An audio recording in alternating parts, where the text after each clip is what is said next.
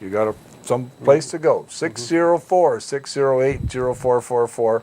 I dare you to come down to the public seminar tomorrow night and ask the question.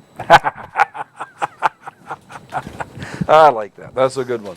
I'm going to put on my glasses again to remind everybody, if you happen to be watching this on March the 3rd, 2010, at sometime around 7:20 at night.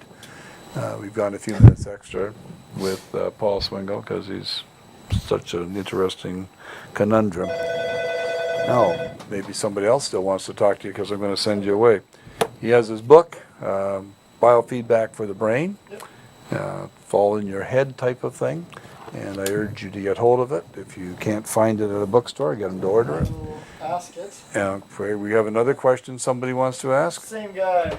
Oh. If a woman has never had an orgasm, can you make it so she can have one? Oh, that's a really good one.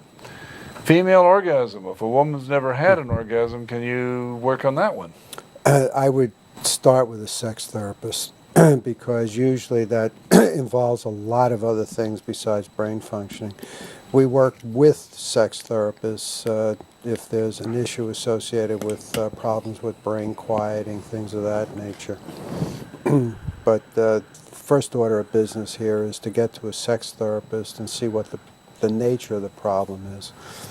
That's it. We've never had these questions before. Not when we're on CFUN, not here, not on the program before. So we're getting a deeper audience. Everything is associated with brain activity, obviously. Yeah. You know, if you can normalize brain function, it will help. But usually with things like erectile problems and orgasm problems, there's a big learning issue associated with it. We'll start off with the sex therapist. That's right. Find out Of what's course, going and on that here. reminds me, I've got to tell you, you've seen that.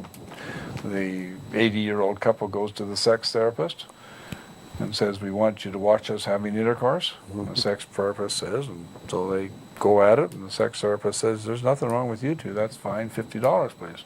They pay them. The next week they're back again, and this happens for about a month. And finally, the fellow says, "Why are you here?" He says, "Well," he says, "we're 80 years old. I'm married. She's married.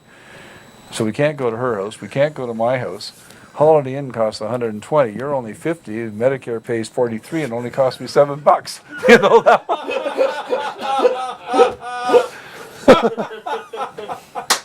So, does that one work?